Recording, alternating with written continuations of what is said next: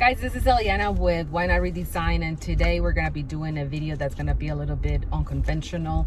It's not gonna be about a piece that I paint, but instead it's going to be about questions that you have sent to me via YouTube or through Instagram about how I do things. And today I decided that it's the right time to do this. I'm in my car with my husband. We're driving somewhere to actually pick up a piece of furniture, and I decided this is the time to do this video because I can upload it right away. So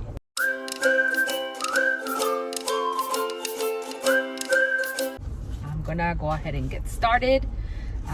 The first question that I have from some of you was, how did I decide to start my YouTube channel? I've been thinking about it for some time. I had already created my channel and was already basically uploading bits and bits of what I do. I do a lot of videos and have played around with videos on Instagram, Reels and things like that, also on TikTok. But jumping into YouTube was a little bit different because it is more of an extended video. Is showing you the absolute ins and outs of what's going on with a piece on the weekly basis, and it takes a lot more time than doing a 15-second, 30-second or 1-minute video. However, I am committed to growing my business in all of the different venues that I can, so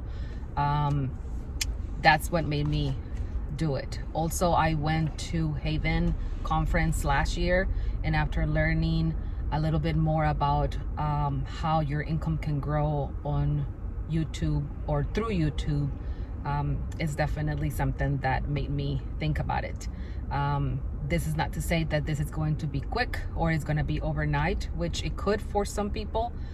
For me, it hasn't, and it's okay. I'm growing it slowly but strong, and I'm very proud of what I'm doing, and I'm doing it all by myself, so it's all great. I think that I would say, go for it. If you're going to do it, don't really keep thinking about it, but just jump in. It's like having a lot of competition in the area where you live and still being able to sell what you put out. So do it. Don't worry about it. Just jump in and don't think about it anymore. Simply do it. Question number 2, do I prefer stripping over sanding? No. Stripping is a lot of work, and so is sanding. It's just so much messier. However, there are pieces that absolutely need the stripper. Doing a piece this week, a desk that absolutely I had to strip. The finish on it was so stubborn that sanding alone was not going to do it, or I was going to use literally a whole box of sanding paper, which I have before, but I have and had some stripper on hand, so I decided that I was going to go ahead and just use it. It cut my prep time, if you will, probably, I would say probably in a good half a day, because I think I would have sanded and sanded and sanded and just continue sanding that piece until I got it to where I got it with the stripper. After one coat of the stripper, it's messy. I think you need to find the right type of stripper. Sometimes the ones that are softer or easier on the environment are not always the best choices for some finishes and some pieces, so you have to use something that is more chemically induced or chemically based or whatever. It's hard to make the decision on it because a lot of people can be sensitive to it. I know that I'm very sensitive to it. I use a lot of protection. I hate working with gloves, and that is the one time that I recommend you absolutely work with gloves and protect your skin, because I've done it before where it literally just like jumps on your skin and it burns for quite some time, and it can leave you an actual chemical burn on your skin. So be very careful with that. But for me, I would always choose sanding over stripping. Next question, white or color? That is the $1,000,000 question. For me, color, personally. And not.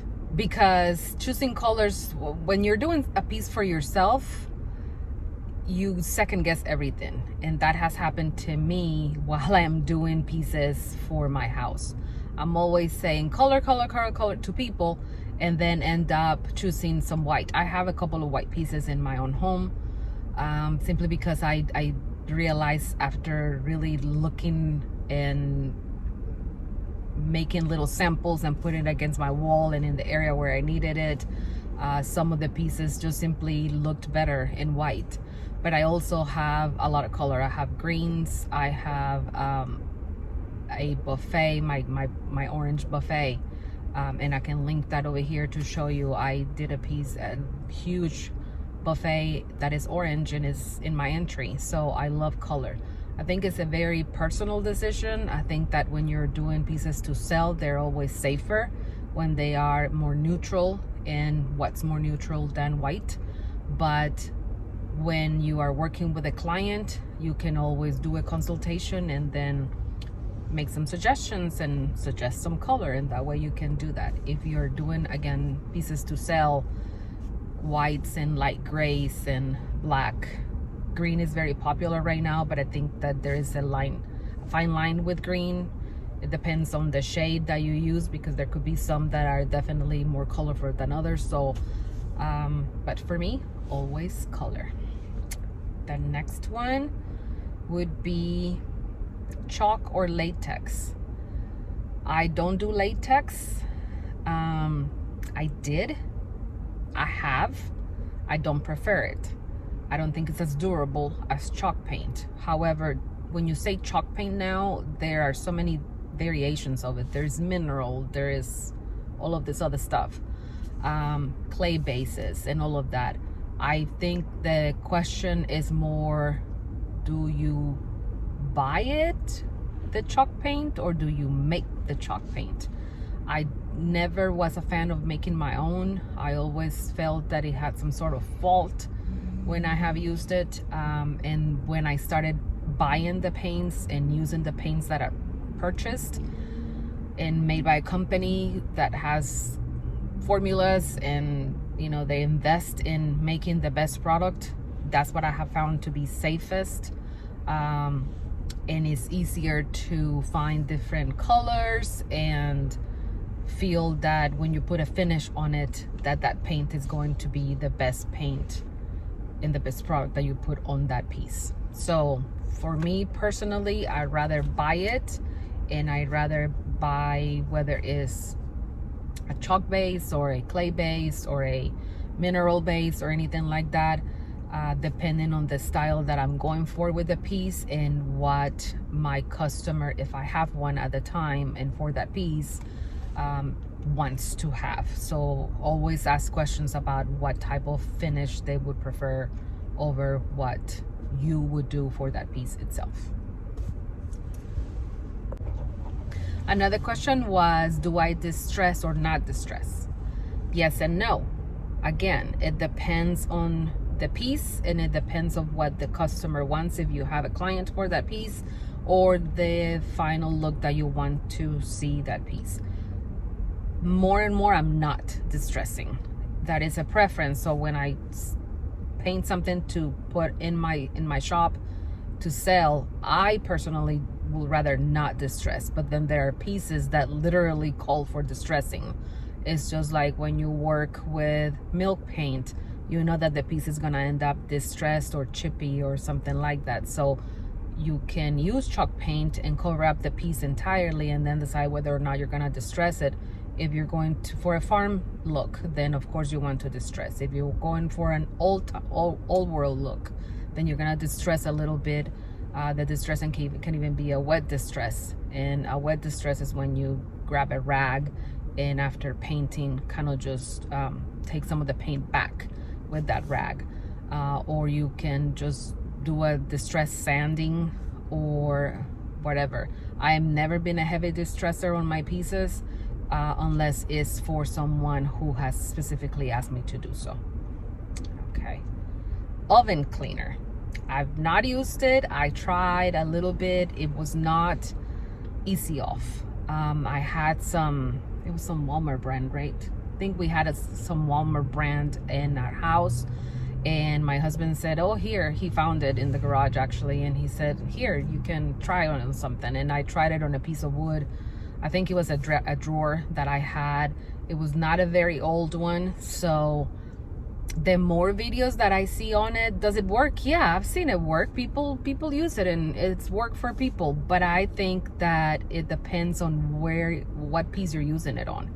I see that people do it on regular finished pieces or something that is newer built.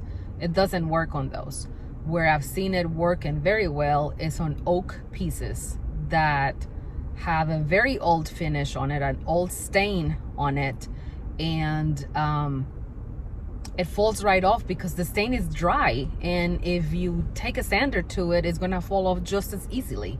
So to me, the oven cleaner is making it fall off faster perhaps than you know, when you sand it. And looks easier because you're scrubbing it and then you're just rinsing it off and doing it that way. But if you do it with any other type of cleaner, it probably will do the same thing. I don't know. I'm not a fan, and not to say that I won't do it. I actually bought a little rocking chair the other day, very old, with cane, oak. So I'm probably gonna try it on that just because I want to try it. But I don't know if it's something that I would do for other pieces of that it will work for every piece that you try to do it on. Here's a good one. How did I become a content creator, or how to become a content creator? I've had that twice. I became a content creator. No, let me go back. There were some opportunities with a couple of companies where they said, we have a content creator program, you can apply here. They're still out there, so look for that. If you have a preferred paint, look on their website, because they post that on their websites when they look for them themselves. I've had opportunities where I have been asked to do some collaborations, and through the collaborations I have become a content creator after. They've extended me the offer to become a content creator, or I have asked and they said, actually, yes, we are looking for one, or for some, here's the steps on how to become one. So look for it both ways. Look on their website, or simply ask them, are you guys needing content creators? What are the requirements? And then go from there. I am a content creator for Country Chic. I'm a content creator for Dixie Belle. I do collaborations with Mud Paint, and I am a retailer for Lily Moon Paint. So at the same time, when I do pieces with their paint, the company loads them up on the retailer side or shows them as part of the content that is being created with their product. I also do some collaborations and content creation for Would You Bend, and that is a different type of product. It's a more of a decorator type product for the pieces, but it's created out of a wood that you can bend onto any piece that you need it on. So it's pretty fun. Each company is different, and each company will have their contract written out differently, so the benefits will vary. So check with them, go after it. Don't be discouraged if you get told no. I've been told no before, and just go for it. It's like starting with the account. Don't be afraid, just do it. All right, I'm gonna edit out this lady over here because I don't know who she is and if she wants to be on my video or not. So anyways, how to avoid brush marks on the pieces? This is a question that I get a lot, and I get it a lot because I think that people see that, first of all, for me, it's a pet peeve. So I strive to have absolutely zero brush marks. I do spray, so that helps. But if you don't spray, and I don't spray all of my pieces, so I think most importantly, the biggest thing is to have a light hand when you are painting. You have to do it with a light hand and not an overloaded brush. When you overload your brush, then of course you're gonna have way more paint than needed, and are gonna over brush, and therefore you will have brush strokes. You're gonna have more brush strokes. So that's something to avoid. But use synthetic brushes if you're using a water-based paint. I think that is absolutely probably one of the best things that I can tell you. I would say sand in between each coat is absolutely something that I do. I use a 400 grit, a 320, a 220, depending on how thick the paint that I have just applied went on the piece. If it's a first coat, I use a 220. With my second coat, normally I use either a 320 or a 400, or even above. I've used up to 1,000. So it just depends on what you're using. If you don't have a piece of sandpaper paper around, you can use a brown paper bag. They work wonderfully. So remember that. Don't use newspaper, because the newspaper, the tint on the newspaper is gonna just ruin your paint. Don't do that. I would say allow the appropriate dry time in between coats. That is a big one, because when you don't, there is nothing you can do about the you're actually, if it's not completely dry and you start sanding, then you're gonna just take everything back, you know that. So not a good thing. So allow dry time on the piece. And then I also recommend that maybe you use a spray bottle or a mister bottle if you have it when you're applying the paint. That way the paint, I do it both ways. I can spray it on the brush and then brush on the paint, or I spray it on the piece and then brush on the paint. Both ways is basically okay, and it minimizes the brush strokes as well. Let's see. Do I offer private classes? Do I do Etsy, or do I have a shop somewhere? Yes, to all. I actually offer private classes. I offer parties. I have an Etsy shop, and then I have a physical shop at an antique mall, which is more like a craft mall. And I do well on all of them. I think that it's important for you to put your pieces out in every market, in every what is it called, like in every avenue that you can, a selling avenue that you can, to give yourself more chances of selling. Don't be afraid to spend. A lot of people ask me all the time, how can I do it all? It's not easy. It takes a lot of time. In the last year and a half, I cannot tell you how many times I have told myself that I'm gonna get out of my shop, the physical shop at the mall. And every time that I do, I get 1 or 2 custom orders that basically made me rethink getting out, and I end up staying 1 more month and 1 more month or 6 more months. The pandemic was hard, but I made it. And actually I did worse last month than I ever done in the almost 10 years that I have been doing this. So it's up and down. Not every month is going to be the same. Sometimes you're gonna just break even, but it's important that you stick with it so that you see what's gonna give you the best results, and you decide what is the best thing for your business. All right, another question. Prep, and with this, a lot of people ask me if I sand all of my pieces and use primer on all of my pieces. Yes and no. So on the pieces that I don't physically use the primer, is because I am using a paint that has primer in it. So yes, I do prime all of the pieces. I prefer it because I think the paint and the finish and the everything is going to be more durable, and that's at the end of the day exactly what you need to do that, especially because I'm selling those pieces or because I'm doing custom work and my customers expect quality. So that's why I do it. So yes, prep is important. Cleaning is extremely important. And a lot of times you're going to end up spending more time in your prep or your clean time than actually paint time. And that's okay. So use good products. Remember to remove those products when it's a chemical. You can use sander deglosser on pieces that if they don't need to be sanded because they have a really good finish on them right now, but you still want to remove that shiny stuff from them, then you can use a sander deglosser liquid to remove that, and then clean it really well, and then use your primer, and then go for your paint and your sealer.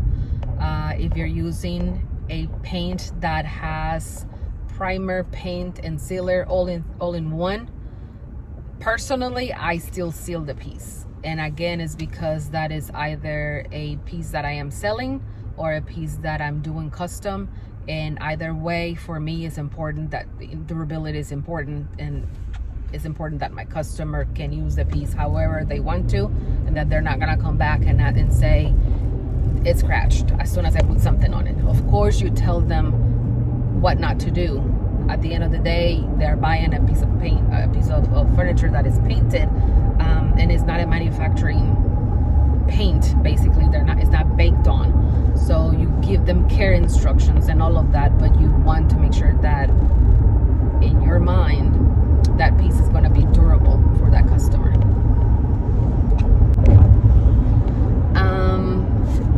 I had someone ask, several people actually asked me, because they know that I use bin shellac. How do I clean it? I clean it with ammonia. You can also clean it with denatured alcohol, but I prefer to clean it with ammonia because I spray it, and so it's easy to put some ammonia, plus it's very inexpensive to put it in my sprayer and then spray out to clean, and then finish cleaning it, and you can also rinse it on your sink, so it's easy. Going to leave you guys with 2 tips that have helped me a lot throughout the time that I have been doing this, and I've been doing this business for quite some time. We're going on 10 years of having my paint business, 9 years of my husband having his auction business, but he's been helping me this entire time, and we go out and we junk together, and by junking I mean I sell vintage pieces, vintage home decor in my shop, so we are constantly out looking for different stuff, and these things have really helped. One is when we go junking, we always have a magnet with us, and that helps us because we can check brass, real silver, copper, and aluminum. Those metals those metals are not going to be magnetic. Super important if you're buying quality. So again, brass, silver, real silver, copper, and aluminum are not magnetic. So carry a little magnet with you. Doesn't have to be a big one. It can be one of the little tiny, like coin size one. It is super important, and it's something really cheap, but something really cool that you can use and use to test the pieces that you're buying. My husband just reminded me that for the tip with the magnet, don't put it near your credit cards, because that wonderful magnet will also demagnetize your credit cards and they won't work. So put it in a separate little pouch, keep it in your car perhaps, and then just use it when you go inside the place where you're going to be shopping. But do have it with you all the time when you go junking, because it is a cool tip for you to figure out what you're buying. And tip number 2, if you've had brass, if you're trying to clean it and it turns copper looking, so it turns red on you, soak the piece in a 3-to-2 formula. 3 parts vinegar and 2 parts hydrogen peroxide, and leave it out on there for about 15 minutes, and it takes that red out from the brass and it becomes gold and shiny again. So those are my tips. Let me know if you have any more questions. Don't forget to subscribe to my channel. I appreciate it. Send me questions via right here. You can leave them on comments here, or you can go to my Instagram and send me the questions there. Give me a like there